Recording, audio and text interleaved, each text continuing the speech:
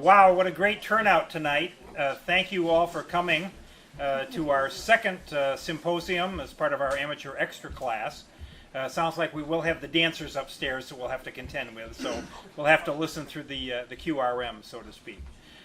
Tonight I've got two very fascinating people, and that's one thing that I love about this area. There are just a lot of great people in amateur radio that you can talk to, that you can learn from. And tonight we have Tom Witherspoon, K4SWL, and Vlad Karamitrov, N3CZ, who will be speaking to us.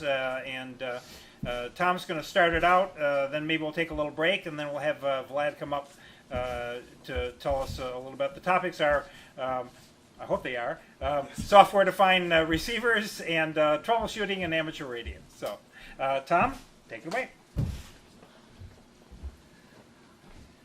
Thanks, Gary. Let me get the presentation go here. I hope everybody's expectations are very low. That's the only requirement I have. Okay. So, like Gary said, my name's Thomas Witherspoon. I'm K4SWL, and I put my call sign for England, M0CYI. I recently, just this last year, got that call back. I used to live in England, and Ofcom was kind enough to give that call back to me. I let it lapse, so I'm proud of it now. I am the publisher and editor of a blog called the SWLing Post, the Shortwave Listening Post. And so tonight we'll talk about SDR, software-defined radios, and I've got some qualifications to talk about it because through my blog and through different publications I write for, I see a lot of SDRs, a lot of transceivers, a lot of receivers, a lot of portable receivers, a lot go across my desk. And in fact, with software-defined radios, I do a lot of testing and reviews and that sort of thing. And also, my website has about 7,000 daily readers, so there's a big community of people writing about things, sending in guest posts, and I get to read about all these fascinating things that are happening in the world of software-defined radios. So, really quickly, how many of you have an SDR? Okay, that's a few people here. Less than half. That's good. And how many of you know what an SDR is, a software-defined radio? Okay, by the end of this, you'll all know, or I'll have confused you. And I should say, we're not just specifically talking about, I say SDR for software-defined radios, but as Gary said, we're going to talk more about receivers today than transceivers. In fact, Gary's quite the expert on SDR transceivers because that's his main rig that he uses. So what is an SDR? I like Wikipedia's answer to that. A software-defined radio, SDR, is a radio communication system where components that have been traditionally implemented in hardware, for example, the mixers, filters, amplifiers, modulators, demodulators, detectors, are instead implemented by means of software on a personal computer. And so what that means is you have a box like this. This is an SDR. This has receiver components in it, but not all of them like it would have been in the past. It doesn't need them. It uses a computer to do a lot of the heavy work that radios used to have to do with hardware. And just for one more sort of definition here, to be really specific, all the radios I'm talking about are at least third generation SDRs. Now, back in the day, the infancy of SDRs, some of them were, like Tentec had a radio that was, they called an SDR, but it's really a PC-controlled receiver. The little box literally had everything in it except the display and tuning knob and that sort of thing. You used a PC to control the receiver, and that's really the relationship they had. Then they made radios that were proper software-defined radios, but they had an analog connection to your computer. You would have audio patch cords that would go into your computer, and I never liked those. They were prone to receiving all the noise that's in your shack from your computer, your power supplies, all those things, and they were prone to imaging and that sort of thing. third generation SDRs have a data connection directly to your computer, so there's not a analog to digital conversion, then another analog to digital conversion or anything. It's data the whole way. And so they're fantastic. They're very quiet. You can operate them in a shack. You're not going to get a lot of noise in them. And that's what all of these will be. Has anyone ever seen the ICOM ICR75 before?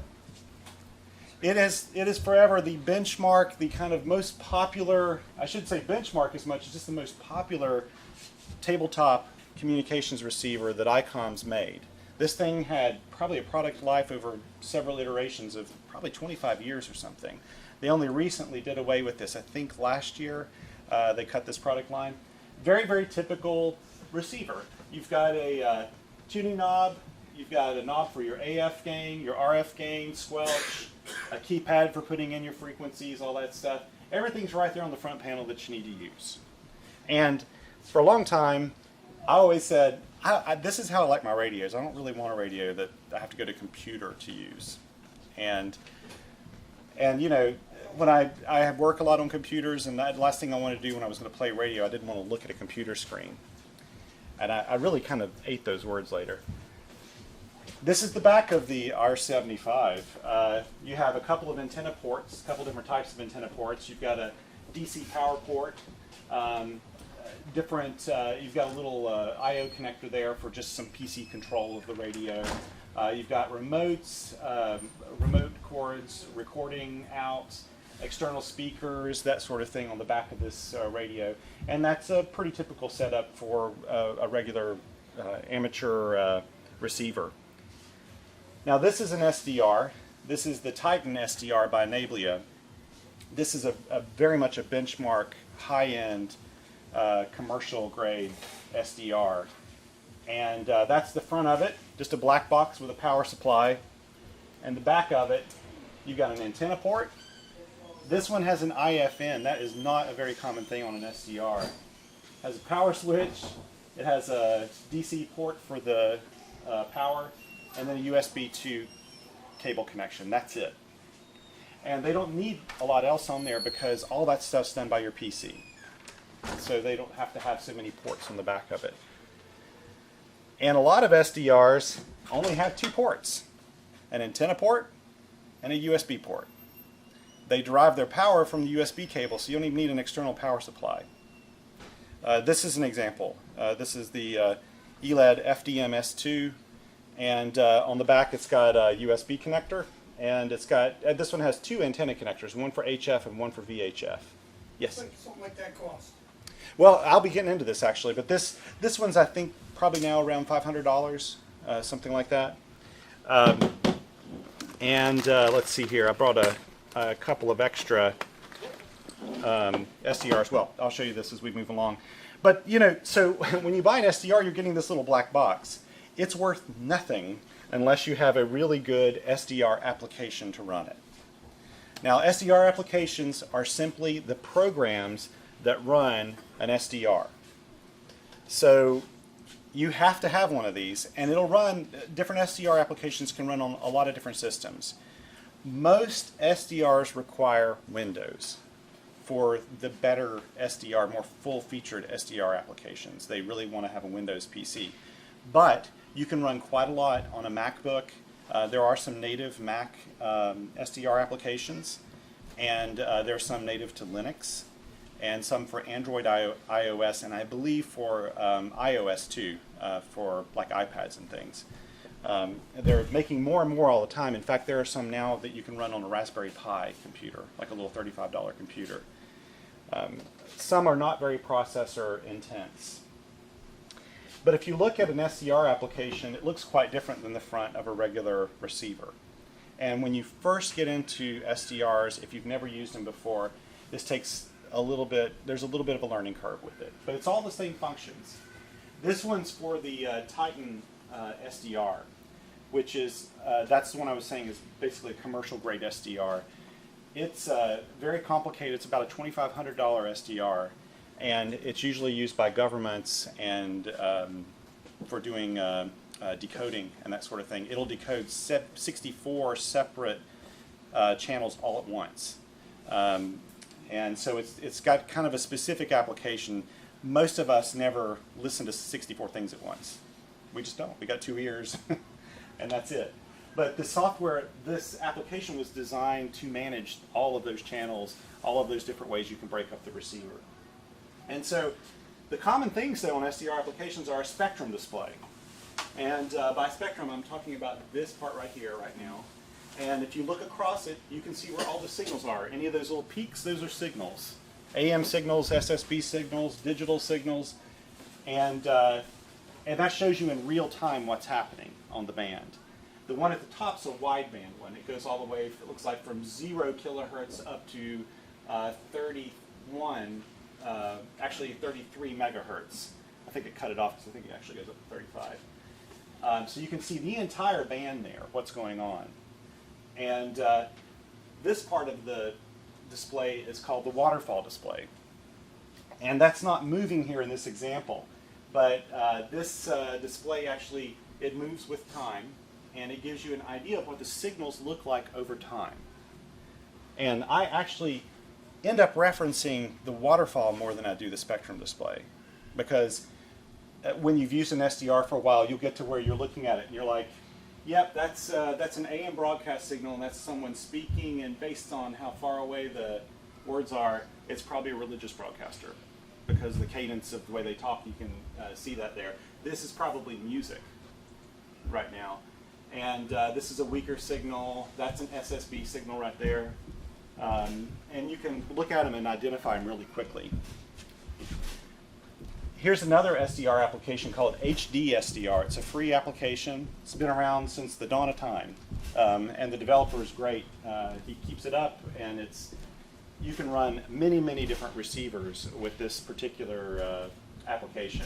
But it has the same thing. It has a spectrum display here, and it has a waterfall display up here. And then controls for your receiver here, and also for doing recording. SDRs can record not only like one signal, like if you heard your buddies talking on the radio and they wanted an audio report on the 40-meter band, you could record them, and later on they could go back and listen and see how they sounded, what their signal sounded like. So you could record that one audio channel, but you can also record the entire 40-meter band if you want to, all at once, and later go back and play it back in real time and listen to it and tune through it using all the receiver functionality. Because an SDR takes your antenna and it converts the data off the antenna first thing to digital. And so it then either sends that signal straight to your computer through the SDR channels, or it'll send it to a hard drive and record that data. And so later you can go back and use your hard drive kind of like a time machine to go back and listen to things. I actually do that a lot on broadcast bands. Here's another SDR application, same thing, spectrum display, waterfall display, you always have those, and then tons of controls. This one they spent, they used half of the real estate for the controls of the receiver. So people would choose this SDR application if they want to have everything there in front of them all at once. And here's another one called SDR Sharp. Same thing, spectrum display, waterfall display. And then controls are all in the left pane right there. So SDR applications, there are a few different types. I break it down. There are proprietary ones. So these are ones that ship with the radio. The FDM-S2 is an example of when it comes with a proprietary piece of software made specifically for this SDR and for other products by the same company. And those, when you get them, they're usually more plug and play. You just load up the application, plug in the SDR, and it goes, because that SDR application is made specifically for this radio. Ones like the Wind Radio Excalibur, which is one of my very first benchmark sort of SDRs, it has its own application. There's really nothing else you can use to run it. It happens to be a really good one, but there's nothing else you can use to run that radio that I know of. People may have ported it over to a different SDR application, but I'm not sure. Also, Micro Telecom, Titan, SDR, Uno is another application that's proprietary. And then there are third-party applications, and by and large, those are what you see out there. There are some that are paid, Actually, very few. I was trying to think of the ones that are paid applications now. No, Studio One is an SDR suite that I think costs around $100 or so. And you can use it to control a few different SDRs. But by and large, they're all free or donorware. You know, you just kind of donate a little bit of money to the developer. HD SDR, which I showed you earlier, SDR Sharp, and then one called SDR Console. And I've just started really using SDR Console, and it's an incredibly powerful SDR application. You can run multiple receivers of different types with that same application. And I'll talk a little bit more about that. And there are options out there, like I said, for Mac OS, Linux, Android, and I believe iOS as well. But the important thing about all this talk, and I'm throwing a lot of names out at you right now, is the SDR is nothing without the application. So you could get, and in the past, you could buy some pretty nice, like spec-wise, very, very good receivers, but the application was really bad. And it wasn't fun to use, and no one liked it, and it just didn't make it because no one wanted to use a cumbersome receiver. They wanted something that was pretty intuitive. So you'll always have those two components, the SDR and the application. Now, some things set these apart. Now, I'll be talking about this as I'm going through different types of SDRs that are out there. But basically, SDRs have frequency ranges, just like you would any radio. Some go from 0 to 5 gigahertz. I mean, just cover everything. Some go from 0 to 2. Some go from 500 kilohertz to 50 megahertz, mainly just the HF spectrum and medium wave spectrum. Some only do VHF, UHF stuff. So before you just hop out there and buy a cheap SDR, make sure it actually covers the area you want to listen to or use. Also, they vary in how much bandwidth the radio can receive all at once. My first SDR, the WinRadio Excalibur, it can actually view up to 50 megahertz of spectrum at once. So I can see what all the bands look like at one time, but I can use 2 megahertz worth. So, and I can record a full 2 megahertz of bandwidth and listen to it later if I wanted to. But within that, if I'm operating and it has 3 different receivers, I have to stay within a 2 megahertz window at all times. I can't move one further out than 2 megahertz from the other. And some SDRs, that's a pretty narrow bandwidth. It's more narrow than 2 megahertz. Some can be really wide. And I can tell you now, like there are SDRs that you can, even $100 SDRs where you can record 5 megahertz of bandwidth all at once. But if you want to watch a hard drive work, click record, and man, you are gathering a lot of data. Like I'm guessing you would probably burn through a gigabyte in probably 20 seconds or something with 5 megahertz all at once. It's pretty insane. I do a lot of recording because part of what I do, I also archive a lot of broadcasts and stuff. So I do a lot of recording, more than most people would. A lot of people just use SDRs for as pan adapters so they can see what's on the radio as they're operating, DX or whatever. So look for the frequency range of the radio and see how much bandwidth it can use at once. But let's talk about the actual SDRs. And my favorite category now has to be the sub $200 SDR. 4 years ago, this was a very small group of SDRs. Really, I can only think of one capable SDR that was in that range that I liked, other than the infamous RTL SDR.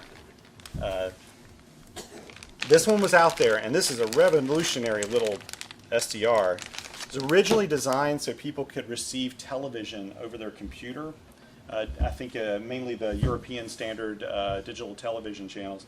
But people really quickly learned that they could take these little USB SDR sticks and use them for all kinds of things. I mean, you can do scanning, you can do trunking scanning with them. They're just amazing. And they've got a fantastic frequency range, actually. But up until about last year, they couldn't natively cover the HF bands. you had to use an up converter or something to get it into that frequency range. And this one right here is kind of a deluxe model, and it's $25.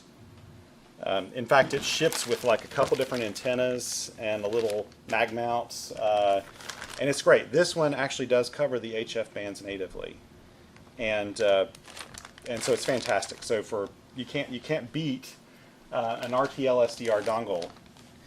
That model right there you can find sometimes at Hamfest for about $11. So if you've never messed with an SDR and you're afraid to commit any money to it at all, this is like, what, 2 hamburgers or something? And you can have an SDR and play with it and learn all about it. And you would be surprised all the things that you can do with one of those. People have hacked the heck out of that thing. And they have plugins and applications that do all kinds of stuff. I read recently where someone actually hacked the code for HD radio reception, and you can now, it takes a little work, but you can actually have these decode HD radio. And the application that is my favorite to use with an RTL SDR dongle, and you can buy these on Amazon, eBay, wherever, is SDR Sharp. It's free. You download it and you select up here at the top. There's a selection tool for the type of receiver you have, and it has RTL SDR on it. You select it and you're good to go. I shouldn't say it's that easy. These actually require downloading a couple of drivers and doing things. It's not true plug and play. You can't just download that application and everything works. You do have to read instructions on how to do it. And I would encourage you to go to an excellent website called rtl-sdr.com. And they will give you a full tutorial of how to set it up and get on the air. And there must be 50 articles about different things you can do with this little SDR dongle. And like I said, you don't have to get the deluxe version like me. You can get the $11 version if you want to. My probably the SDR I recommend more than any other at the moment is one by a company called SDR Play out of England. And they actually produce the boards and everything in England. It's called the RSP-1A. This is new as of November, I believe they came out with the 1A model. This is a fabulous SDR. I mean, the performance of this thing is really, really amazing. The RTL SDR can overload easily. If you're near a broadcast station or something, it has no front-end filtering, no pre-selection, no nothing. So if you're near in a noisy environment, it'll pick up a lot of that noise. These have a lot of software running on their application that helps prevent that, but they're surprisingly robust. You can imagine people in Europe are using those in pretty urban areas and having great results. These are $99. It's just $99 and it covers from 1 kilohertz to 2 gigahertz. So literally the whole HF, UHF, VHF, everything. It's totally gapless too. And they have their own application called SDR Uno that's free with their radio. And it's a great one. It's laid out very nicely. It's a beautiful application, and they're improving it all the time. But the cool thing about the RSP-1A and the RSP-2, which is another one they produce, is that there are probably 6 or 7 other applications that will run these. And SDR Play works very closely with third-party developers to make sure that you always have lots and lots of options for applications for this radio. And that's one of the reasons why I love it so much. It's just $100, right? So if you traveled somewhere and you forgot it and left it in a hotel room or lost it, it wouldn't be the end of the world. It wouldn't be fun, but it's not like you just lost a $1,000 radio or something. And it really, really performs. You would just be really amazed at the performance you can get out of this radio. A few years ago, you couldn't have touched this for $500, the type of performance you'll get out of this. They also make one called the RSP-2, which is probably a little bit better one if you're wanting to use it for ham radio applications and some advanced stuff. It has ways you can work with GPSs with it. It's got a high Z antenna input and a couple other extra antenna inputs. The RSP-1A only has one. And it's a really solid little radio, and they sell for, I think, about $169. Again, still pretty reasonable. And then this is a new one. This is called the AirSpy HF Plus. I got this from the manufacturer. Like I said, I do a lot of evaluations. I got this in December. I didn't know that the size would be this small. And it feels like a little brick. I'll pass it around. This thing has absolutely phenomenal performance on HF. I mean, really phenomenal performance on HF. They designed it to be an HF radio primarily. It does cover some of the VHF bands, but the developer, he really wanted it to be an HF receiver pretty much, and medium wave, so it covers down to like 500 kilohertz or so. But we've tested these against radios like this one that are about $500, and this thing really gives it a run for its money. It's a fantastic one called the HF Plus, and it's also designed so you can pull this enclosure off, and there's one component in there that you can switch out for different components to change the characteristics of the receiver, and they made it really easy and accessible to do because they want you to hack it. And it comes with, they have their own proprietary software. Well, it's not proprietary, actually. It's an open software package called SDR Sharp, but it's designed around this radio, and you can really get a lot of performance out of it using it. But there are several other applications that will run this as well, and the developer makes sure of that, and that's a great thing. But I'll pass it around. These have only been on the market since December. They're $200. They're like $199. But you'll see there's only like a little micro USB port on it, and there's an HF antenna input and a VHF antenna input. That's it. And it is a plug-and-play deal. You can download the application, plug it in, and it runs. Very, very fluid. What was the name of it? It's called the HF Plus by AirSpy. AirSpy. AirSpy has been in business for quite a while, but their last SDR, I never really tested it because it was primarily a VHF, UHF, sort of higher frequency SDR, and you had to have their extra little down converter or up converter to run it on the HF bands. And I just never wanted two pieces. But I like to have portable SDRs because a lot of times I'll take a laptop or something out, and sometimes I'll go to Canada for a couple months at a time, and I'll be in an off-grid cabin. It's a great place to get just beautiful RFI-free, quiet conditions. And I can't listen to everything at once, so what I'll do is I'll record huge chunks of the spectrum on a laptop, and then later, like now, when bands are dead, I can pull up, like going to your basement and pulling out an old bottle of wine. I can pull up these conditions that were great and listen to broadcasters. Sometimes they're not even on the air anymore, and tune through it as if it were live. I'm a little bit of a radio nerd. I'd say the next category of SDRs, and this category is actually starting to thin a little bit, is the $300 to $700 range. And this one's one of the ones I recommend most in that price range. The more you start to pay for the SDR, it's not necessarily getting you a better application, it's getting you better hardware. So they build in a little more filtering in these units. They give you more options for adding on outboard filtering. It's a little more robust. And that's what you get when you're putting more money. It's better shielding, that sort of thing, when you're paying more for an SDR. And the FDMS2 is a fantastic one. And I've had this maybe for 3 or 4 years now. It's manufactured by a company called ELAD in Italy. And actually quite a lot of the higher end SDRs are made in Italy. The Titan SDR is, the Micro Telecom Perseus, all the ELAD stuff. For some reason around Rome, they're really good at making SDRs. It has its own proprietary application. You can use, I think, 1 or 2 other applications with it, but this is the one that ships with it. You can download it, and it has built-in a lot of features and a lot of reception modes, and they do a good job of keeping it updated as well. It's laid out differently than any other application I have, but like right now, I'm actually, in this screenshot, I'm decoding a signal in, I bet you Gary may be one of the few people in here who knows this, DRM, not DMR, like ham radio operators use, but DRM, Digital Radio Mondiale. And this one actually has the licensing and everything in it. It's a digital HF signal that gives you FM quality. And I have recordings from Radio New Zealand International that I recorded at my home in Swannanoa, North Carolina, and it sounds like an FM broadcast station that's local. And they're all the way across the planet. And the FDMSW2 software package actually gives you that decoding capability in the package itself. It's baked in. It's one of the very few applications that will give you that natively.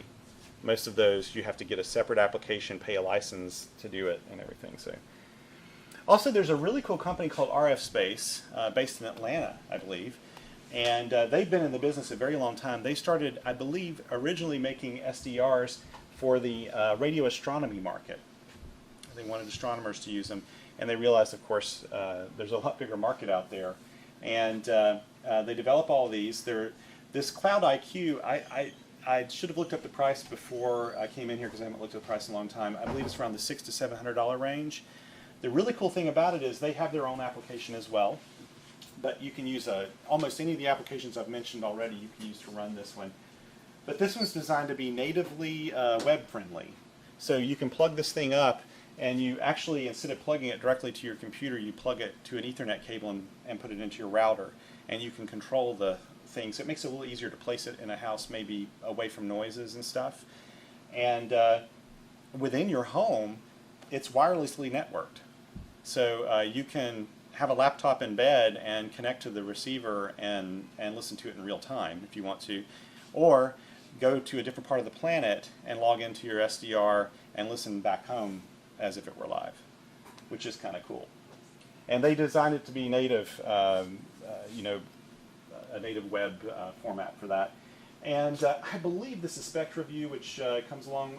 I may be wrong about this application, but this is another one you can use to run an RF space receiver. There's another one I should mention called the RadioJet by a company called Bonito out of Germany. It's not a true SDR, though. That's my caveat. It's really more like a PC-controlled receiver. That is actually a full receiver inside, and you use your PC to do some DSP things, but the application looks a lot like you'd see in another SDR, in that it has a little bit of a waterfall display. You can change a bunch of different ways, and a spectrum display, but the bandwidth's very, very narrow. It's not meant for recording wide chunks of bandwidth or anything like that. But the performance is excellent. I think they're around $600 or so. The next price range is $900 to $1,500. Does that make any of you sweat already? Hamburgers for that. That's a few more hamburgers. That's a few more hamburgers. That's like what? How many Sam's Club memberships? The Micro Telecom Perseus, this was the benchmark receiver, SDR receiver for ages, probably for 10 years or more. It is a really, really well designed SDR that has fantastic filtering. And if you look in Rob Sherwood's, Sherwood Engineering, his table with specs of all the receivers, which is a great place to kind of see how good a receiver is and how it performs in really RF dense environments, this radio is right on top. And he owns 2 of these, I believe, and he uses them mainly for test equipment. It's a great SDR. The only weird thing about it is they have their own proprietary application, and it's not my favorite. For years and years and years, users kept asking the developer to make it so that they could widen the window on it, because it was fixed at one size, and people would get large screens, and they'd have this little window for the SDR, and they would say, I'd like to resize that and make it bigger, and they finally did do that. There is one other application I know of that'll run it, and it's called Studio One, and I think it's around $100 you can buy this application, and it'll run the Perseus. In fact, the developer that made Studio One, SDR Play hired them to make software for the RSP-1A. So they look a little bit alike. Yeah. This is actually probably one of my favorite SDRs I use, and maybe it's because it's the one I'm most familiar with, but it's the WinRadio Excalibur. That's kind of a cross-section to show you what it looks like inside of an SDR. The really good SDRs, the higher-end ones, have really good shielding and filtering. And this radio is absolutely phenomenal and still holds its own today. And I really like the application. WinRadio's application is very fluid, very responsive. I think the thing's like 3 megabytes big or something, some insanely small file size when you install that application. And I love it. It's quick. It works beautifully. It's got 3 independent virtual receivers that you can use within 2 megahertz. It's got a nice waterfall display. And this is what I mean by this waterfall right here runs very, very slowly, but at a glance you can see, this is not a good example because there's a lot of noise in here, but you can see where all the signals are across the bands. You can look at that display when you wake up in the morning and you can say, golly, you know, the higher bands are kind of active this morning, because you'll see those signals on there. You don't have to go look up propagation reports for where you are. It'll show you everything. RF Space has another SDR. I think they still manufacture in this price range called the Net SDR. It has really, really good performance characteristics and was probably one of the first SDRs to be designed to run over the internet or through your local area network in your house or whatever. $1,500 plus. There aren't a lot of receivers in this area. Win Radio makes several higher-end SDRs that are above $1,500. They have the Excalibur, which is roughly a $900 to $1,000 radio. Then they have the Excelsior. They have all these like King Arthur sort of names for these things. And usually the higher you go, the wider bandwidth and the more frequency range. And they're great radios. Also, the Titan SDR, which I really, really love, they have a $1,500 version and they have about a $2,200 version of that radio.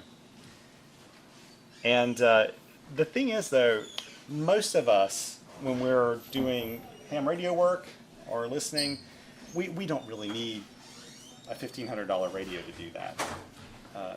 I mean, to be honest, most signals, that little SDR I passed around, that thing will dig a lot of weak signals out almost as well as one of these $1,500 or $2,200 ones. What you get with these, again, is really advanced filtration, and this thing performs like those big rack-mounted commercial receivers that governments use a long time. And actually, a lot of SDR manufacturers, the enthusiast market is actually a small percentage of their market. They mainly sell to government commercial entities. One SDR manufacturer told me, I think in confidence a few years ago, that one of the newest markets that they had been selling to was manufacturing facilities. And so are they manufacturing radios or something? He said no. He said any electronics device, when it's manufactured, it goes through a quality control check at the end. And he said it used to be we had this like $150,000 piece of equipment that did that, and it required using someone by hand, connecting it up, running the different tests on it. But with an SDR, you just turn it on, and they look at the noise signature of it. And if the noise signature is a certain signature, they know it's good. And so they, from $150,000 to like maybe a $500 SDR, they can replace it out with some special programming and stuff. But and so really, we kind of get the benefit of a lot of innovations that are made for government markets, military, commercial entities, that sort of thing. And like I said, the Titan SDR comes with its own application, and I really, really, really love this application. It's a great one, because you have so many different receiver configurations that it would get confusing, but they've made it color-coded and in a way that you can really manage all that. Now, not all SDRs are actually black boxes alone. There are ones I call hybrid SDRs. The COM Radio CR1A, and I should have brought it along with me, it's a very small SDR. It's an SDR with a front panel and everything on it. You can actually plug it up to a computer and do some things with it too, but it's designed to be a standalone little radio. But inside, it's an SDR. Also, the manufacturer of this SDR makes a tabletop receiver and transceiver, and it uses the exact same receiver in that radio. And this is the reason why so many manufacturers are moving to this, like ICOM and everyone. They're all doing SDR technology because it makes it easier to do iterations of design, on the different radios without investing in a completely brand new design. They can just take this, build on it, make it better, implement it in the next radio. Just kind of plug and play in those radios. And then there's something else, and forgive me just 1 second. Let's see if my hotspot will get a signal in here. I've got to turn that on. But there are also web SDRs. How many of you have used a web SDR? Good, yeah. These are what they say they are. They're software-defined radios you can gain access to over the internet. And I love them. This is probably the most popular web SDR in the world, and it's one at the University of Twente in the Netherlands.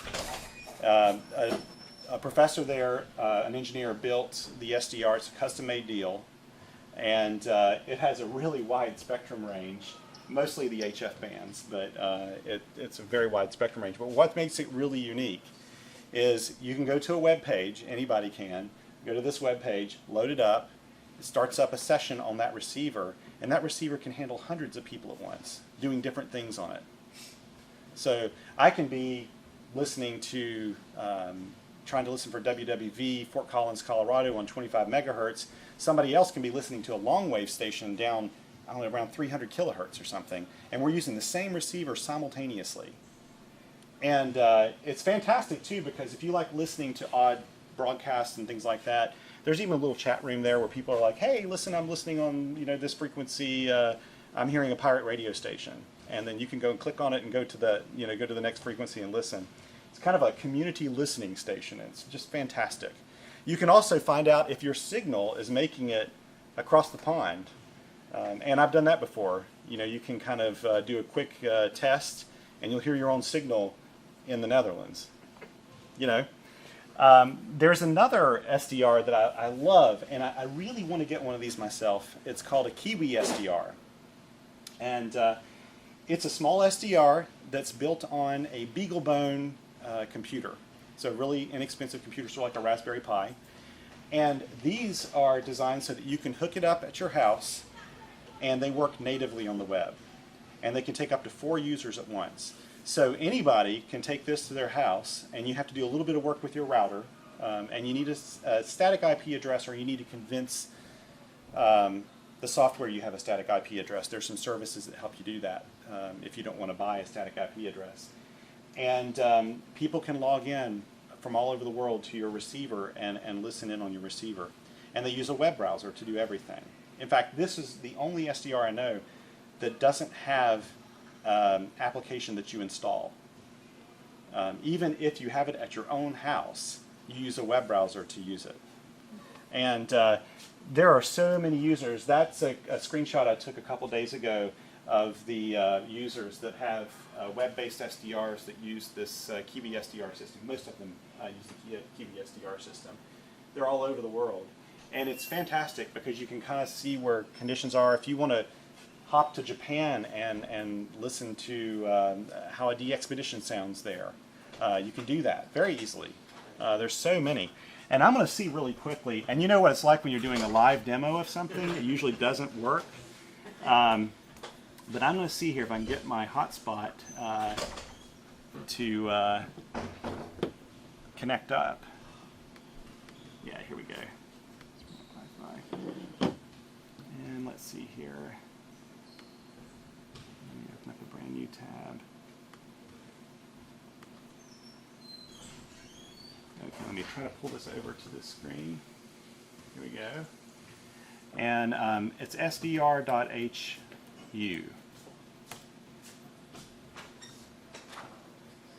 Okay, so, and I'm going to turn up, I don't know if this will play the volume through this TV or through my computer, but I'll go to the receiver map.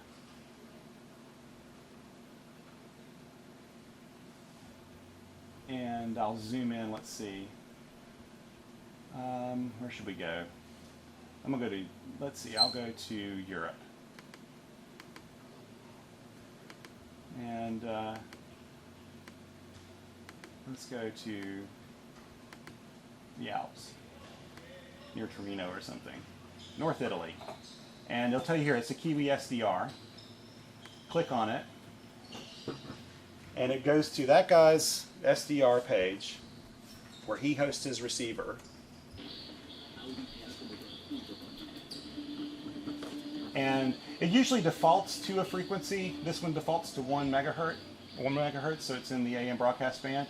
But I could go to 9420. I have no idea if Voice of Greece is on tonight, and they are not on tonight. but I can go click on here on the waterfall, and this is a fully functioning SDR. So if you want to get your feet wet in the world of SDR, this is totally free. You can go there. I could go to Sydney, Australia, and listen to local broadcasts there. I mean, actually, if you go back down to like 1 megahertz, you can change how the display looks here, so you can see more signals at once. You can get rid of this and click there. Those are all stations you'd hear if you had a radio in Italy listening.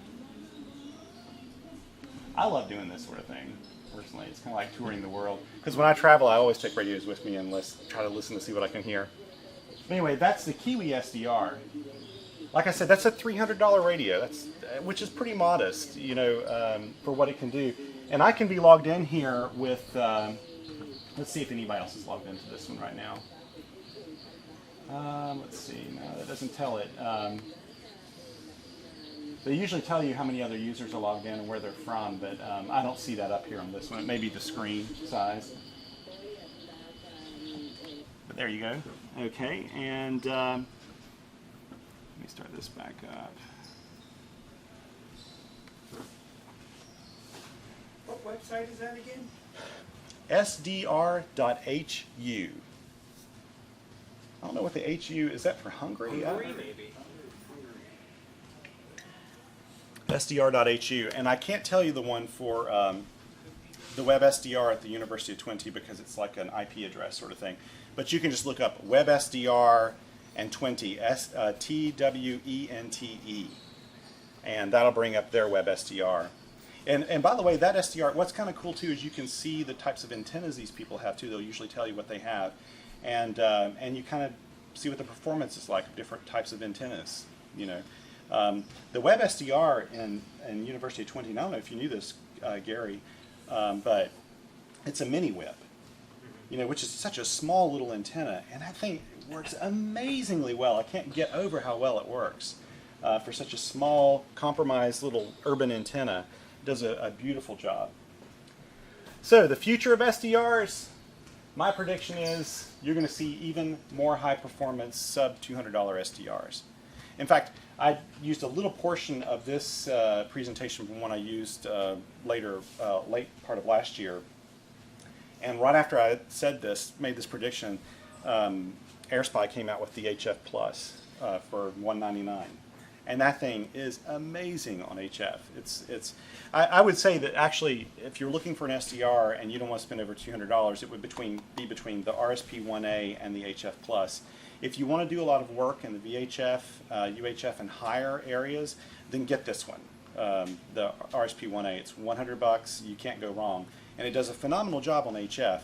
It's just that HF Plus is really, really optimized for HF work. So if you're really primarily concerned with HF, go with that one. The sub $300 SDRs will have built-in networking capabilities. In fact, the HF Plus comes with a little server application so that you can run it over your local network or over the internet as well. I don't think you can have multiple users, but you can log into your own and do it. More Raspberry Pi applications, and I say Raspberry Pi, but I'm talking about really all the cheap little computers that are out there. The RSP1A actually has a tutorial for installing an instance of this and the application on a Raspberry Pi.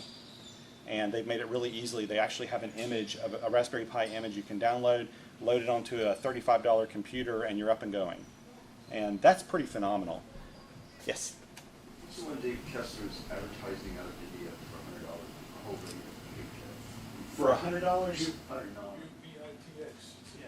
Oh yes, the the BitX transceiver. That's I don't know. I guess that's an SDR. No, that's a conventional. It's conventional. Yeah, that's a kit. That's a transceiver kit. That's fantastic. I would get one now if I had the time to put it to use. But that's not really an SDR. That's actually a conventional design. We're going to see more Android and iOS functionality. and one of the reasons why is a lot of people like to use these in a portable way, and you can just connect this up to a tablet or something and run applications on it. So we're going to see even more of that for sure. And I should say, one of the reasons as a ham radio operator, especially if you want to work on the HF bands, but it doesn't really matter where, but the HF bands really can take full benefit of it because it's a relatively compact portion of the spectrum compared to the VHF and UHF areas. Like I said, my Wind Radio Excalibur has a 2 megahertz bandwidth.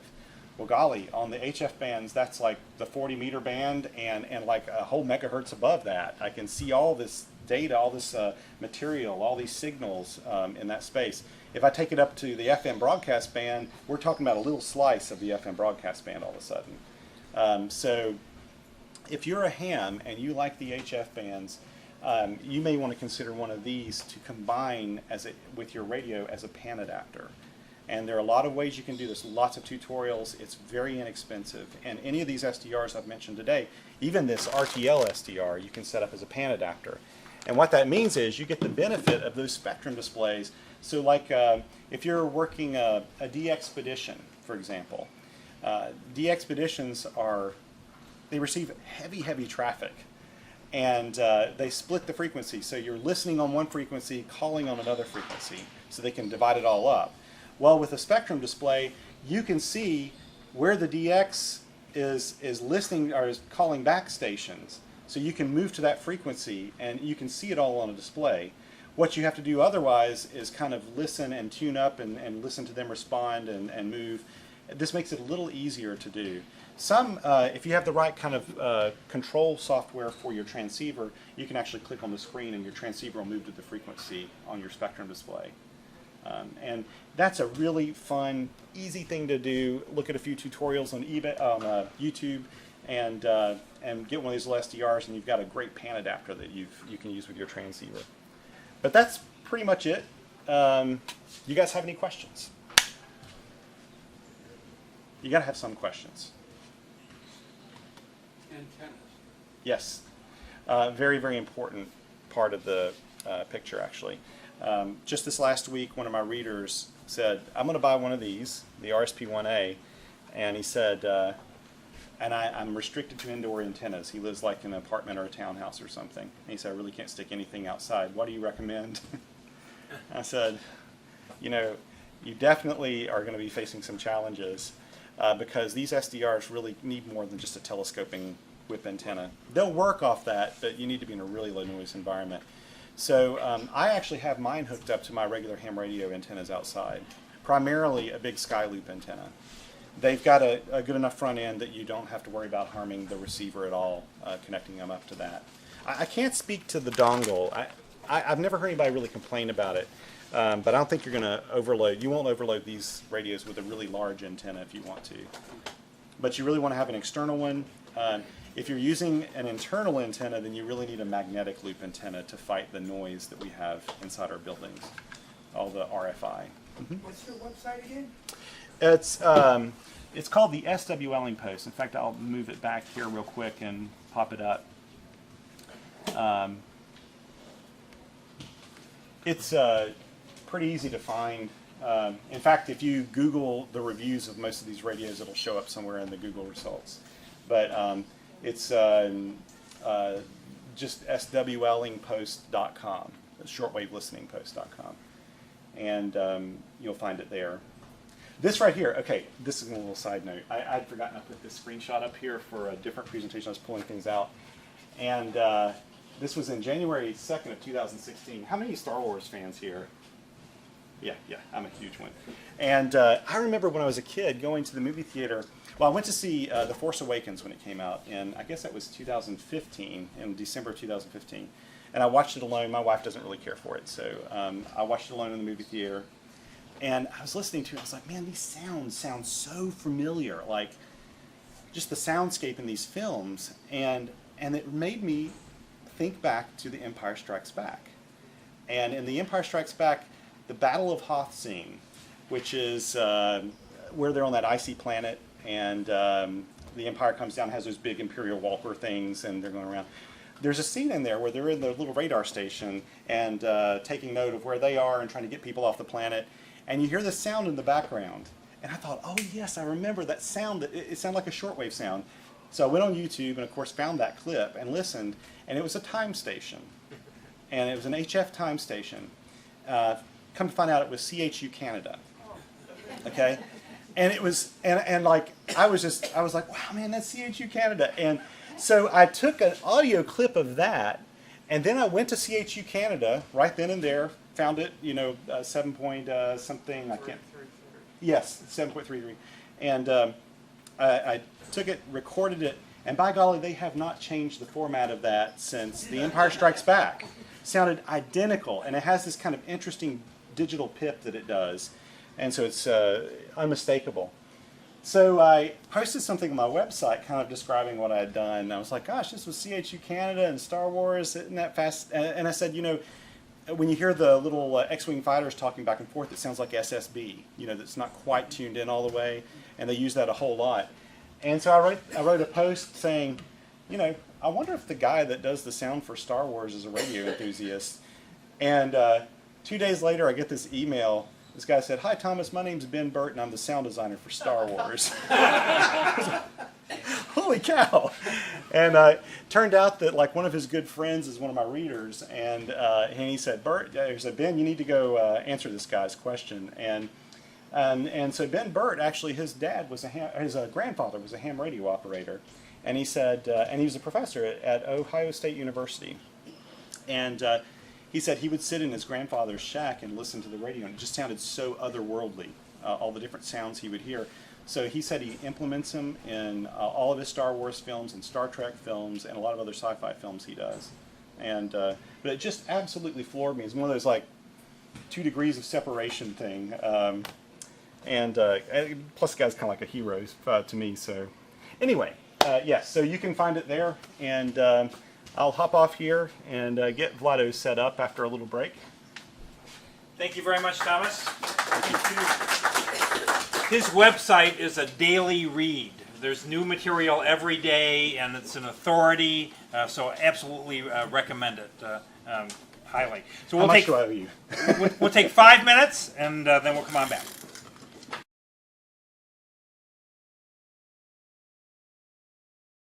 All right, Vlad Karamitrov, N3CZ, radio enthusiast extraordinaire, and he started a new business in Asheville, and you're going to want to know about it, and some pointers for us as well. Vlad? Thank you, Gary. You may pick up on my accent. It's a southern accent, as you can see, but it's southern because I spent over 13, 14 years in South Africa. Originally from Macedonia. Who from you worked on the bands Macedonia? And what is the prefix for Macedonia? Anybody? There's a prize. Z3. I'll get the prize. So I'm originally from Macedonia. I moved here 2004 after a long journey through Africa doing radios and all kinds of work related to radios. Sub-Saharan Africa primarily. So tonight I'm going to try to bring you closer to another aspect of maybe not just our hobby, but in general troubleshooting. You put your radio on, you put your antenna on, and the thing doesn't work. So you're trying to figure out what did you do wrong.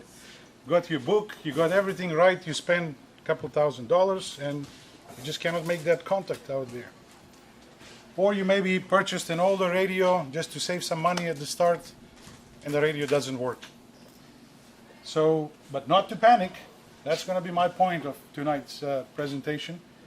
No matter how complicated the problem may be, it could be easy to solve the problem. That's the point I'm going to try to bring across. I don't have many slides like Tom did excellent work with the SDR, but I have some pictures to show you of the problems that I've experienced and fixed some very unusual issues related mainly to radios. I didn't focus on a broad range because I can talk probably for an entire evening here, covering antennas and including DXing and building your own radios, because that's what I enjoy doing. So if we can move to the next slide. Okay, so what is troubleshooting? Troubleshooting. I bet you every one of you have tried to fix some kind of problem, technical. Being that a software, broken wire, broken knob, broken washing machine, something like that. I bet you everybody has done that. So when you start problem solving, you have to start somewhere. You have to have some kind of guide or a general idea what you're going to do. If your car doesn't start, what is the first thing you're going to check? The battery. Could be the battery. It makes sense. You turn the key, nothing happens. So what do? You go to Harbor Freight, get a voltmeter, $3.99, you plug it in there and the voltage is right. The car still doesn't start. Then you say, oh, I better call the mechanic or my neighbor. Usually that's what happens. Unless you want to go deeper into the problem. So on this first slide, I've tried to use Wikipedia, because you can Google everything these days. Even to solve a problem on a simple radio, that's the very first place you're going to go. You're going to go to Google, you're going to type in FT1000 Mark V, like Rod has one, faulty right now, common problems, and there they are. The question is, are you going to be able to fix those issues? So there's different approaches to getting into the mode of problem solving. You have to start somewhere. These are more the theoretical part, which I'm not too fan of it, but these are the real facts. This is what happens. The first aspect when you start troubleshooting, you have to start, okay, my car doesn't start. What happened the last couple of days? Was it cold? Did it rain? Did I leave the car outside? Was it, so you're trying to figure out the environment maybe that before the issue happened with the car. In this case, we're talking about radios. Radio was working fine. Rod was putting 200 watts on a dummy load. That's what he explained me earlier. And poof, the power is gone. No more power on the radio. What happened? So it could be a lot of issues there. First thing, what would be the first thing? Power supply. Make sure the power supply is okay. Does the power supply run like the battery on the car? Does it have enough voltage to supply? Was it lightning maybe? Did the power go off and then on? Maybe something happened with it, some transient that killed the radio? Could be. That's what usually happens. That's why we have home insurance. I've never claimed anything yet. And me, loving to work on the radios, in the middle of contest, when I do contesting, I actually enjoy that. That's the other aspect. I hope my radio will break in the middle of contest. That's me. So I can fix it. Anyway, that's the first aspect. You have to try to figure out what happened before I ran into the problem with the radio in this case. Then, once you figure out, okay, I'm going to start, I lost audio. Everything seems to work. I lost audio. There's nothing coming out of the speaker. Okay? Not all of us are, can read schematics, but that's okay. Usually, today's manuals they give you, like that one on the bench there on the side, they pretty extend, they cover everything. So if you really, really have the time, maybe not the money necessarily, because you may not need to spend money, but you need the time, the will to kind of flip through the pages, figure out, oh, I know what it could be. It could be just a connector at the back, speaker, okay? We're heading toward the speaker. More complicated would be, okay, I know transmitter works, they can hear me. I know I can turn the dial, everything seems to work, no audio. You have to divide the problems now. Transmitter is fine, everything looks okay on transmitter receiver. Where in the receiver? The audio amplifier. You've all studied through the books and you're familiar with the blocks of the transceiver, you have all kinds of blocks inside. So that way you basically isolate and narrow down your search for the problem that you have to fix. The next thing is reproducing the problem. Can I reproduce this easily, or the very next thing will be intermittent? Oh, those intermittent. Carl is also a troubleshooter, extraordinary. He works on equipment. That is the most difficult one. When you get a radio, you work hours and hours, no problem. All of a sudden, poof, just nothing. What do? You don't know where to start. Those are the tough ones. Intermittent problem is a problem. There is no known procedure to duplicate the issue. Okay? So we can talk all night about this, but when it comes to actually trying to figure it out, if you're willing to find the problem, you will find the problem and you will fix it. You know. Otherwise, Google it, repair center or something, no big deal. When I was listening to Tom earlier, he mentioned a couple of very good points with the SDRs. SDRs can be a very useful tool to troubleshoot radios, to fix them. You turn on your SDR, see if you can key up your hit kit. Nothing comes on the spectrum analyzer. Okay, there's no power. I know for sure there's no power. Or maybe you see a tiny signal. Tiny signal would be maybe in the case like Rod's FT1000. You know, it can transmit, but no power. So I know for a fact that the basic functionalities of the radios, the processor, the oscillators, the whatnot, it's alive, it's working. So it must be my amplifier or something in that part of the circuit. That's how those radios will help you out. Or if you use the web SDR, like I was about to show you, there's a website, write it down. This is probably the one you're going to use before anything else. It's called dxheat.com. You want to try your new antenna and radio? Go to dxheat.com. There's all kinds of call signs there listed. People spot other people working on the band. You click on the call sign, there's a little speaker pops up. You click on the speaker, you can actually hear live audio on that particular frequency. So guess what I was doing when I figured that out? Putting antennas. I want to see if my antenna is actually working, because nobody could hear me on 40 meters, for example. So I'm trying to, I put all these wires up, good coax, everything is brand new. It just doesn't work right. Antenna was good, everything was good, power was going out, so I went on DXHeat, clicked on the frequency there, tuned my radio, nighttime, on that frequency, 40 meters, 7200, and I called CQ. I can hear myself in Europe. In Europe, this receiver is in Europe. And I say, okay, antenna A, signal X. Let me quickly change to my old one, because I worked DX with that one. Change to antenna 259 signal. Okay, something is wrong with this antenna. One example of troubleshooting using radios, software-defined radios. And of course, the last one here, multiple problems. Multiple problems is when you give up. You say, okay, this is a job for somebody else. When you have a new radio, you decide to purchase a new radio, you're covered with warranty, you're covered with everything. You don't need to touch, you don't need to troubleshoot anything. But make sure, before you actually get into the mode of problem solving, make sure there is a problem actually. Not that you have not read the manual, how to set the split, how to turn the power up, how to turn the RF gain on the radio.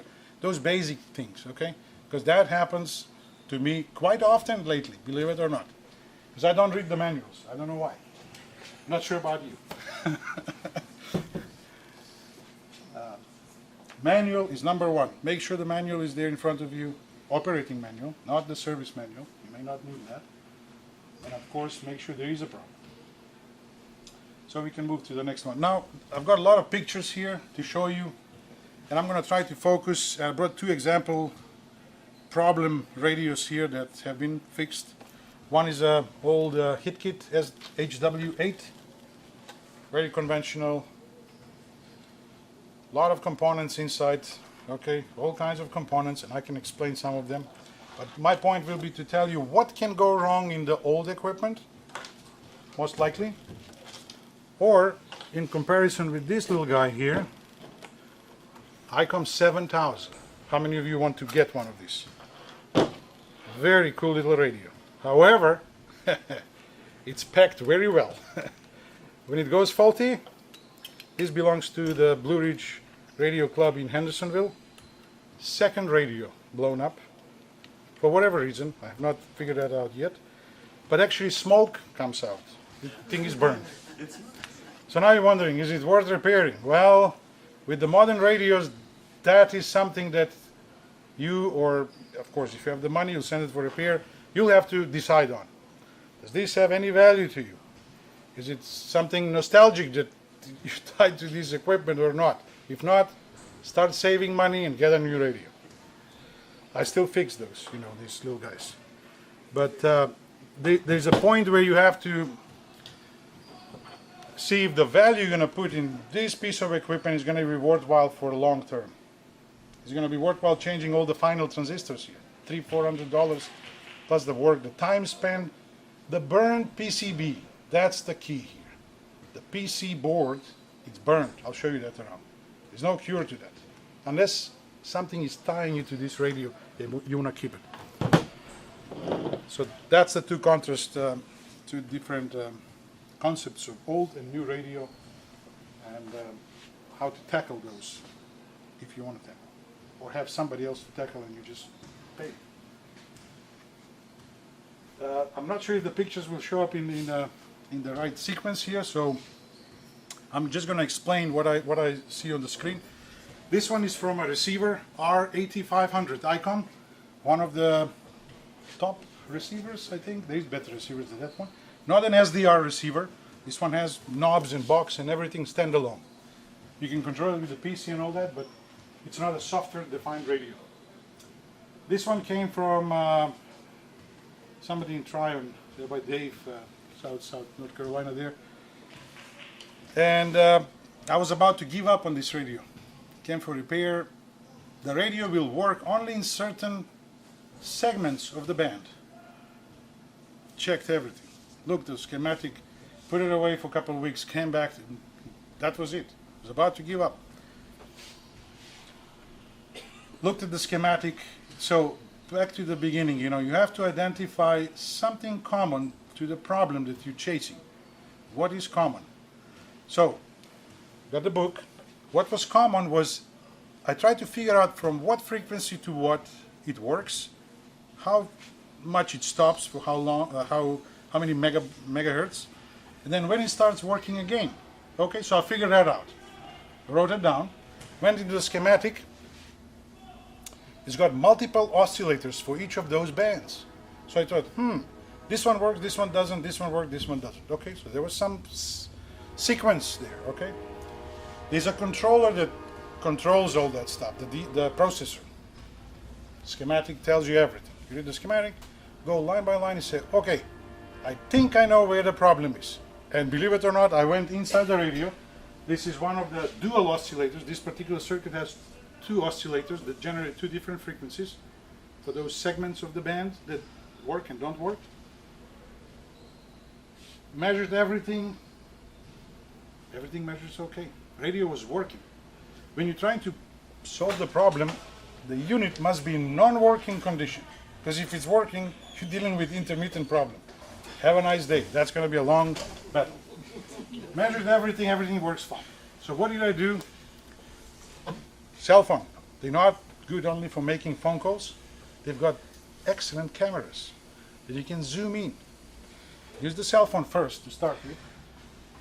Took a picture, started zooming in now. I can see, you know, away from the radio, outside, listening to the birds and the squirrels. Zoomed in slowly, and I found the problem. I think the next picture, I'm pointing here to something that was a factory problem, believe it or not. I don't know if we can go to the next one. Can you spot the problem here? I was pointing to this area. Look at that. Look at that.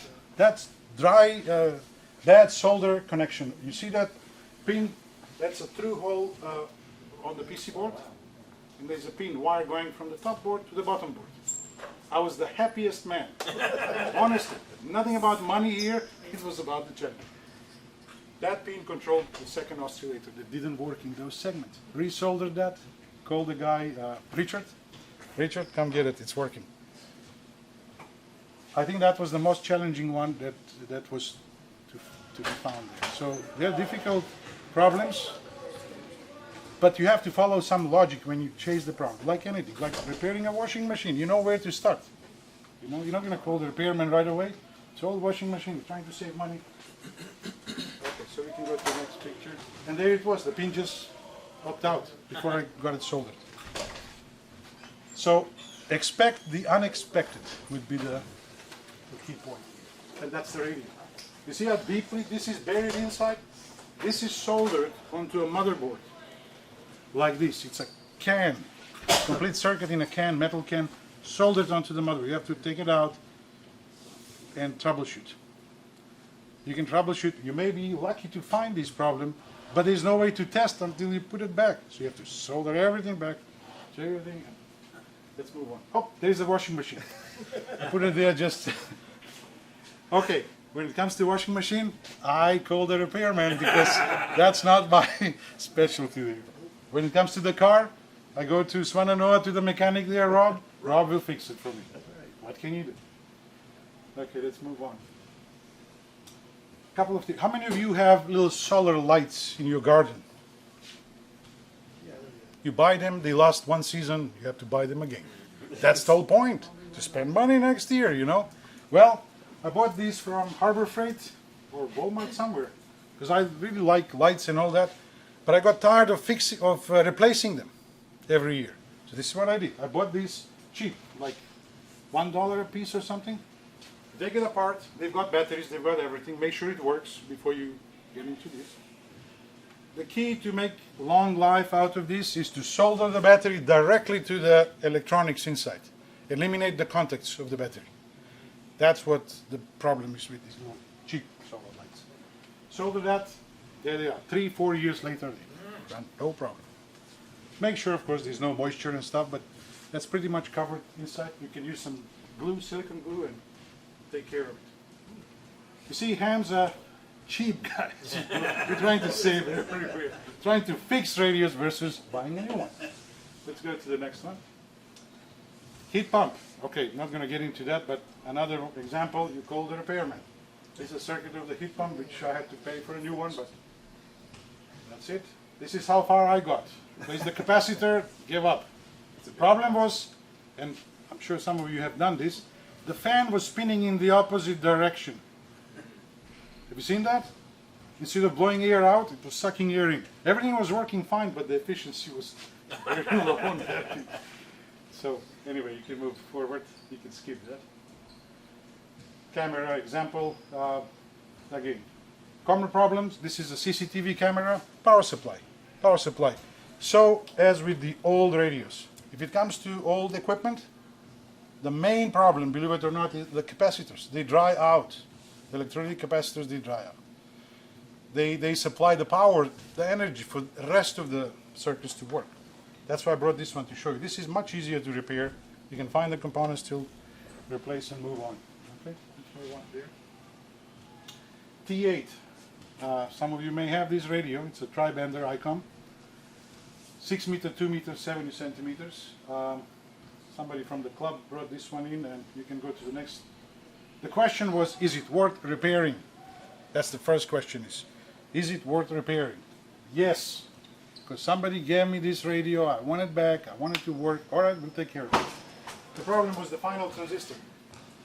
So why would a final transistor? Okay, that's the amplifier, the part that amplifies the signal before it gets to the antenna. Why would something like that go faulty? Anybody can point me in the right direction. Why would the amplifier go faulty? If you give him good voltage, stable, no problem, shouldn't break. As long as you give him a good load, proper antenna. So, there you go, there's your two clues. The voltage or the antenna. Or the third one would be a failed component. Could be a factory defect on the transistor itself. Very rarely these days. Very rare condition. This one, the transistor was gone. The problem was the antenna connector. The pin from the antenna connector was broken off the PC board. That can happen after years of using the radio or carrying the radio like this by the antenna. Don't do that. That can happen. I've done it. And the thing will break off. You try to transmit. They can hear you but barely hear you, and you're persistent. You know, that kills the transistor. So that had to be replaced. Special tools you have to use. You have to use a desoldering gun. It's a hot air, blows hot air to the component. Tweezers, you take it out, clean the area, put the new one, put everything back. Okay, we can move on to the next one. FT, old Yaesu tube radio FT401B. Lot of components. Capacitors. These are the guys that you need to worry about in the old equipment. Really. Mainly those capacitors will go bad. Tuning, because everything is manual. There's no software to troubleshoot the problem. Click on this, click on that. Nope. Tuning tool, screwdriver, voltmeter. You have to go step by step and narrow down the problem, following the basic principles we mentioned earlier. Capacitors, remember, main problem on the old equipment. And for that reason, you know, people who own, and I know that from the shortwave listeners, a lot of Sony enthusiasts and Drake and all that, can you replace the capacitors for my radio? Is something wrong with your radio? No, I just want them to be replaced because I know they're gonna go bad. When they go bad, I'll show you a picture of what happens. Okay, you can go next one. That's the radio, the same radio, FT401B. Okay, nothing to do with ham radio, or maybe it has something to do with ham radio. This is a back of a commercial repeater, for VHF. By the way, I work for a large company, worldwide company known, I cannot say the name. We do all kinds of cool stuff with digital radios and in all frequency bands. This particular device, repeater, had a software problem. It will take weeks to solve the problem. It's coding. It was in the DSP chip of the module of the repeater. So once they described me the problem, our support team, I said, that's by the way my daytime job. I said, okay, let's see if I can figure out something, you know, because we found we have number of customers who are using the repeater in that particular mode, like we use it in conventional analog mode with a subaudible tone to open the repeater so you can talk to the other person. It's closed repeater system. I'm sure most of the repeaters are like that. The problem with the repeater was it will not pass in analog mode, it will not decode the subaudible and all that to pass the audio. You can key there, there's no audio. This little mod, there's a circuit, took about 15 minutes to figure this one out. You can go to the next page. And that's the solution to the software problem with some hardware. And I think I have one more picture. You can see what I've got here. I've got one transistor that uses the decode line for that subaudible tone that you program on your radio to open your local repeater, to decode and key up the transmitter of this repeater. At the same time passing the receive to transmit audio. Nothing fancy there. So sometimes the point here is that if you cannot fix it, you have to modify it to make it work, especially on the old equipment. And the next page, I think, next picture, oh, that's something else, okay? Power supplies. Probably the main focus in the shack should be on a good power supply. I don't say this is a bad power supply because you see who makes it. It's a good power supply. It's just a matter of how it's been manufactured, where it's been used, under what conditions, and what day of the week was manufactured. Was it made on a Friday afternoon? I keep laughing about that. Because things like that can escape the quality control and, you know, anyway, or Monday morning, that's even worse, you know, because you don't know how the weekend was. This one just had a bad output transistors, which can happen.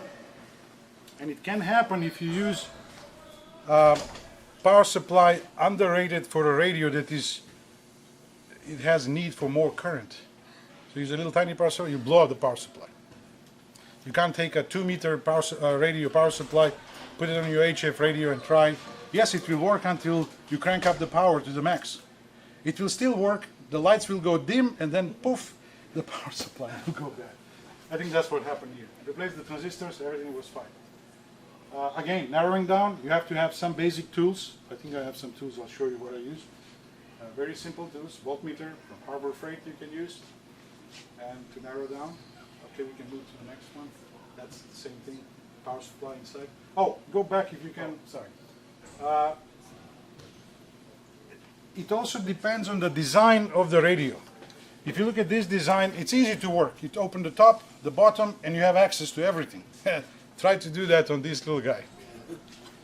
So the power supply, this one was complicated to get to all the components while you're troubleshooting, fixing, and testing at the same time.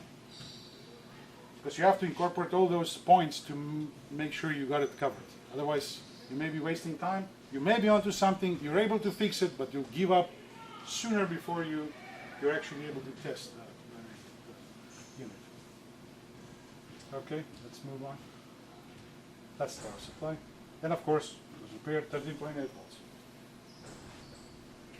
And so, here's the key. It says 40 amps, good power supply.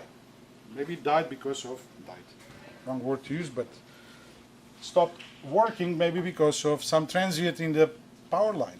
Maybe there was lightning. Maybe there was something else involved here. Okay, difficult to say. Okay, we can move on. Here we go. These are capacitors, okay?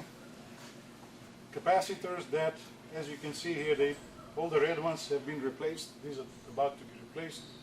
And this little PC board is from some shortwave receiver. Okay, so the capacitors, if the unit is older than 10 years, 15 years maybe, it's time to, if you really want to keep that piece of equipment, it's time to change the capacitors. That's what happened here. It takes a lot of time, but sometimes you have to remove other components to get to the one that you really want to work on. Take all that, put the new one, put the connector, which I had to take out, reassemble everything, test.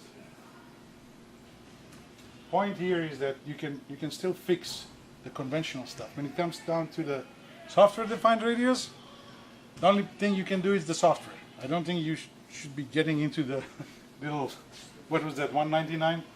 The little amazing little brick radio. That will be a no-go. Okay, next one. Failed transistor. You can see that right there. It bubbled up. Now, because you're dealing with equipment that interacts with you and with the other side, with the antenna, in this case if it's a radio, the problem should only happen between you and the radio, if you did something wrong, between the power and the radio, or between the radio and the antenna, or whatever you got connected, or the computer. Well, this one was deep in the circuit. Cannot explain how things happen inside the circuit like that. It should not happen unless there was something either not designed properly, component failed, capacitor could be, that dragged to another problem. This one was FT920. I think there is a picture on the next one. Came from, I think from New York. Somebody said, you know, if you can fix it, good. If not, well, the problem with this radio was, you can go to the next slide. Yeah, that particular radio. Receives fine, everything works fine, you cannot go and transmit. Lightning got into the CPU, the control processor, you cannot transmit. Measure the CPU. That line that controls the receive transmit, it's permanently pulled down to almost ground. So there's no way to get control. Well, there's a workaround.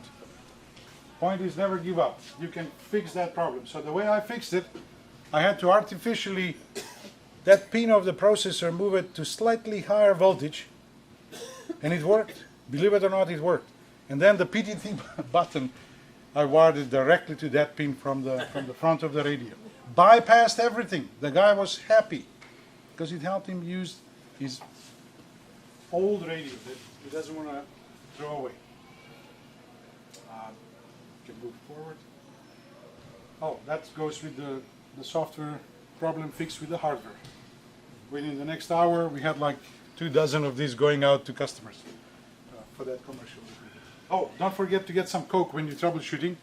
You can specially order them from Coca-Cola. And that's, my daughter got me that for my birthday last year. You can get a 6-pack with your whatever you want to put on the bottle. Okay, we can move on to the next one. All right, how much time do we have? Do we have time? Yeah, a little time. See, this will give you an idea what's going on inside the box that you're trying to operate and make a contact with from A to B point. A lot of things are going on. A lot of stress on the older radios. This one was FT1000D from also somebody from this area, W9BN. Where is W9BN from? Derek, I think. You can see what was wrong here. There was no power. The tuner didn't work. Okay, the tuner didn't work. This power, if I turn the tuner on, I cannot use the tuner. Okay, but don't use the tuner. Get a good antenna, and you're good to go. That's solving the problem right there. Okay? No, but this radio means a lot to me. I want to fix it, all right? So, there's the resistor gone. On the output of the antenna tuner, this is a little pickup that senses the SWR, the matching to the antenna. This coil, the resistor was blown. All right, that's it. Easy fix, quick fix. It'll take me 15 minutes to take it apart, 15 minutes to go, 30 minutes, done. All right. Change the resistor. I didn't check anything else. Bad mistake. Bad mistake. There was a reason why this resistor went off. So you have to be careful. So I think you can go to the next picture. Change the resistor, not, of course. Everything started working until I saw smoke came out of the back of the radio. And I said, oh no, what am I going to tell him now? Bypass the tuner? Okay, that's the area right there. Go to the next picture. All right, there's the resistor still showing up there. What I found, you'll see some of the pictures later on, after I changed it, this is the second time the resistor burned. The diodes that detect and rectify the voltage, the RF, going to the antenna, that the pickup actually catches, little coil, they were bad. So the tuner didn't have a feedback, the processor of the tuner didn't have a feedback what was going on the matching part with the antenna. And of course, it started turning, the power went full power through the thing without matching this wild spinning of the motors, and it blew up again. Change the diodes, the resistor blew up again. Oh. So what's missing here? You see that glue there, or whatever it is, that holds the pickup coil to the body, to the PC board. Well, you can't see anything underneath. So I think go to the next picture. Okay, well there you go. That's one of the solutions that I have to put different resistors. Not thinking, okay, maybe the resistors I'm putting in the bad resistors. No, resistors were just fine. Go to the next picture. There's quite a few. I decided, okay, I'm going to take everything apart now. That's it. Either go or no go. Took everything apart, removed the blown up resistor, cleaned up the glue that was there on the PC board holding the coil. Then you can go to the next picture. Okay, there's one picture before this one, but we'll see it. Okay, so measuring now, using the voltmeter. You have to follow some electronics there. Check the voltmeter. Look what I see on the ohm meter. I'm measuring between the output of that PC board going to the antenna. What's the impedance usually on the antennas these days? 50 ohm. 50 ohm. What do you see on the meter there? 50 ohm. So I assumed everything is okay with the circuit again, until I flipped the PC board on the other side. So I'm thinking 50 ohm? Wow, that's amazing, that's spot on. All right, go to the next picture, hopefully we'll see it. Well, I had to blow up another resistor to come back to this one. So here is the problem. The PC board itself caught fire. This was burning from the original problem. The carbon and everything else in that part of the circuit produced resistance of 49.7 ohms that got me confused. Things like that can happen, can drag you in different direction when you're trying to solve the problem. Guess what? I had to cut out all these pieces, get eliminate all that carbon. I started doing that and I said, no, it doesn't make sense. I'm not going to be able to do this. No. So I said, okay, I'm going to rebuild the circuit on the top of the PC board. So go to the next picture. I think we got it. There it is. That's the final solution. Works like a charm now. No problem. It was the burn part of the PC board. So if you have a problem like that, first thing you do is get rid of that if you can. If not, like this little guy, I can't get rid of it. There's nothing you can do there. Unless you can do this. Bypass everything. Okay, so that's another example of what can go wrong. How many of you have QRP radios? Low power, like FT817, maybe? The little Yaesu? That's FT817. After being hit by lightning. No go on that one. No go. Problem like that, the board is small, don't waste your time. Really, it's just the nature of the thing. But you can go to the next screen and you can see, up. I tried, cleaned up everything, rebuilt the traces, no go. Why? Because the main CPU got also hit. So depends how deep the damage was caused into that.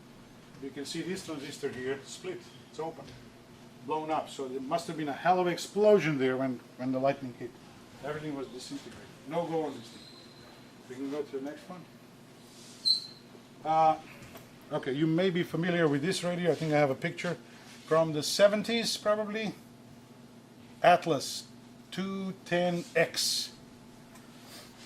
Well, I wanted so badly to own one of these, so I got one from eBay for very cheap. The guy said, as is. All right, okay, as is, that's what I want. Easy fix. The finals. Rod's going to have to deal with this, probably. The finals. This is the amplifier circuit of your HF radio, classic HF.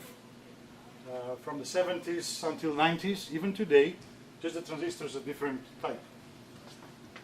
Big transistors each cost probably between $60 and $100. Is it worth repairing? To me, it was worth repairing because it was a keeper. You can go to the next picture. Here they are, 2 transistors replaced, all good to go. And the next picture, that's the radio I'm talking about. That's the good old Atlas analog. The age of the hit kits, these are probably a little older. I got a question.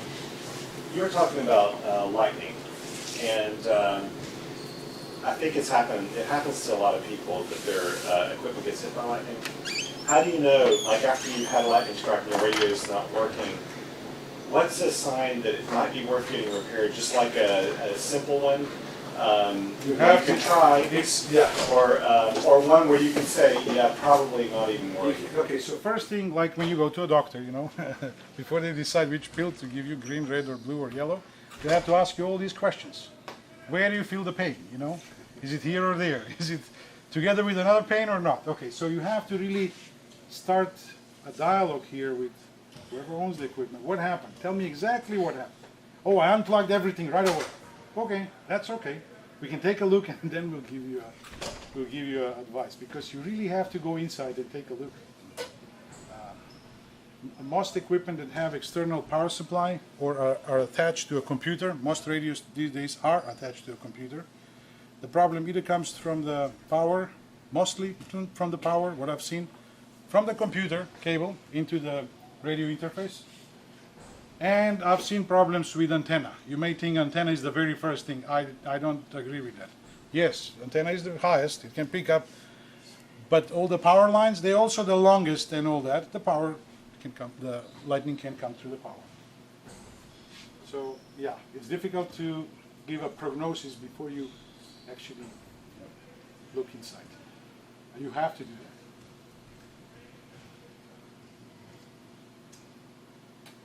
You deal with all kinds of other issues. Your keypad doesn't work on your handheld radio. I'm sure you can take care of that. You take it apart carefully. Let's put it this way. If the radio is gone, it's not working, what else are you going to lose? Nothing. You can either fix it or give it somebody to fix it or put it aside. Get a new one. Clean the keypad. You can use alcohol. You can use all kinds of chemicals these days. Clean the keypad, because in this particular case, the user was not able to dial the frequency onto the radio. Okay, there's one problem I want to show you. I think that's what I'm aiming for. The bad capacitors. That's the biggest problem in the radios these days, especially older equipment. We can move on forward. What is this component? Speaker. Speaker. Does something look wrong with this speaker? It's old. So this piece should be glued to the body of the speaker so it can vibrate as the electrons go through the coil and all that. Well, this one was from some old Sony, I think. It was a Sony receiver. No speaker like that size and power and all that. I had to glue that thing. Worked just fine. Clear nicer, no problem. Okay. So the symptom here would be bad audio. I'm hearing everything, but it's bad audio. It's kind of distorted, you know? Okay, well, could be many things. You start thinking of the worst thing, the capacitors. Oh no, we'll change all those capacitors. No, so just the speaker. Okay, let's move on to the next one. Okay, this is the other side of the repairs. This is a Kenwood R1000 receiver. You dial on the frequency. The problem is you don't see the frequency. You don't see the. What do? This was my personal R1000 Kenwood that I also wanted to get, and I got one with a known problem. And I said, I'll fix it. Guess what? Nobody in the world has that chip that controls the display. Nobody. But one guy in Indonesia, he's got 2 chips, and he wants $100 for one. The radio was $100 itself. So I said, okay. I went on eBay. See this frequency counter? $7.99. Frequency counter. Google it. You'll find it. Order it. A couple of weeks later, got the frequency counter. There it is, on 6 megahertz. What's wrong with that? It's a workaround. Nothing wrong with that. You may need the box on top of the receiver, but you're good to go. But guess what? I decided to buy that chip from there because I wanted to be the original. So I got the workaround done, moved on to the next one. And another one experimenting there. Oh, okay, I don't have it there. But anyway, I ordered a chip. So I think that this was on eBay, and you can negotiate the price, make him an offer. So from 100, I offered him $30. He said 80. I gave him $40, 60, $50 was the cheap. So I got it. Anyway, workaround is the other part that you need to think about. If your radio doesn't work, your tuner doesn't work, well, guess what? You have to live without tuner. Because the tuner will cost you $200. It's not worth to repair it or replace it. But make sure you got a good antenna. Good cords, good connectors, properly fitted connectors on the end of the coax. You have no need for the tuner. Okay, go next one. Completely different aspect of troubleshooting. Tom talked about software-defined radios. How many of you have tried digital modes like FT8, RTTY, they use your computer HF radio? This setup was from Carl. How many of you know Carl? N4AA, the late Carl. Very well-known DXer and publisher of the DX magazine from Asheville, North Carolina. Happened 6-7 months ago. He called me to troubleshoot a problem of interfacing his radio to the PC. This is MMTTY for software for RTTY.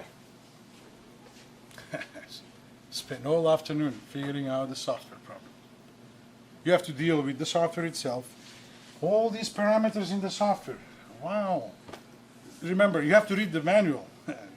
I'm not inclined to do that. I feel confident. Bad idea. All afternoon we spent. I ended up, you'll see on the next picture, how I figured out the problem, really, with a little help from Carl.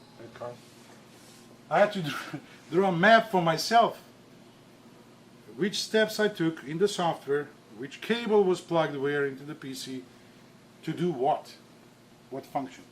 Once I got that written down, I can see where the problem may be. Kind of narrow it down. And I think I have one more picture here. And there's the wiring. Oh, I said, we got it wrongly wired. We have to go to the sound card A and do this and do that. That's how you figure it out. Sometimes you can't just pick and poke in there and either read the manual, go step by step, or do your own map and figure it out. There's a benefit of doing this. I will never forget how I fixed the problem. If I read the manual, I'll forget it the next day. So that's the difference. Okay? Older equipment, this is ICOM 765, I think. Most of the older radios, they have this, what is it called now? TEAC? No, forgot the name of this connector now this moment. Temtec uses them also. Japanese radios uses them. You can see a slightly problematic connector. It's not plugged in all the way. Temperature changes, years of use, it's barely sitting there. The symptoms? Intermittent receive, in this case. Easy fix. Okay, move to the next one. Again, if you think you have an easy fix, intermittent, some wire or something, open it up. Don't be afraid of. What are you going to lose? It's old radio. Get a screwdriver. Open it up. Take a look. At least take a look. You don't have to do anything. Setting up of the digital mode, the FT8 mode to the computer. That was a quick one, I think. Again, troubleshooting. Check the spot. Pick up the right radio, the interface, the cable, whatnot. Follow some instructions, some guide. Okay, that's a Kenwood 590 and FT8 software for probably the biggest invention for the last year or so in the digital modes used for ham radio. This FT8 software. You can work DX stations with not even seeing a signal on his SDR radio on the spectrum analyzer. That's how efficient it is. Okay, can we go to the next one? Oh, what is this doing here? Anybody can spot something relevant to ham radio here? Look closely. Anyway, was driving down to Setco last year to the W4DXCC convention, and this truck was between on I-40 going from Asheville to Knoxville. It says oversized load. I took a picture because I noticed this little writing here. It says RG213. What is RG213? Cable. Coax cable. I said, wow, that's cool. Oversized load. Okay, just go find it. Ham humor. Damn you, yeah. Can you spot something wrong on this picture? This is from a QRP radio SG2020, something like that. You see this resistor? Whose fault is that now? Because the resistor is sitting like that. That's the way it came from the factory. The guy used the radio for 15 years. No problem. Because the resistor was barely making a contact there. Temperature changes, moisture, you name it, oxidation, bad connection. It just gave up. The connection just went off. Simple resoldering, radio was back to life. Okay? That's the radio, SG2020. All right, let's see. Okay, Tentec. This is a Tentec radio. Some of you may own some old radio like that. Can you spot the problem here? This is on the back panel of the radio where you have your external speaker, PTT. You see? Again, age, due to the age, due to the use of radios, pushing on those connectors to the back. So easy on the cables. We need that. Just the resoldering there took care of the problem. You can even see this one started opening up.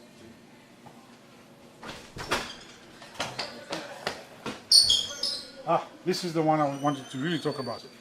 Kenwood TS450 HF. Very good radios, old, quite old. But, hey, what can you do?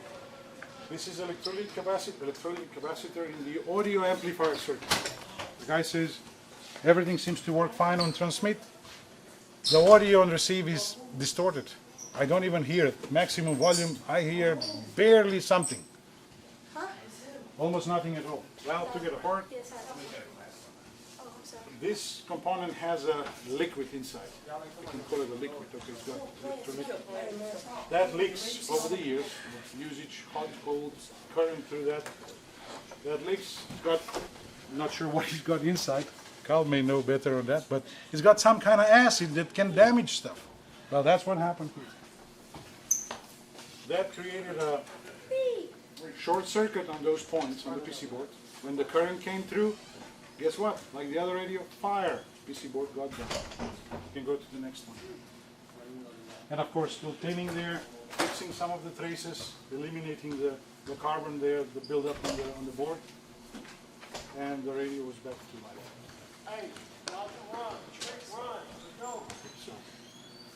All right, so I'm going to pass this around just so you can see what's inside older radio and a newer radio, and so you can see the complexity of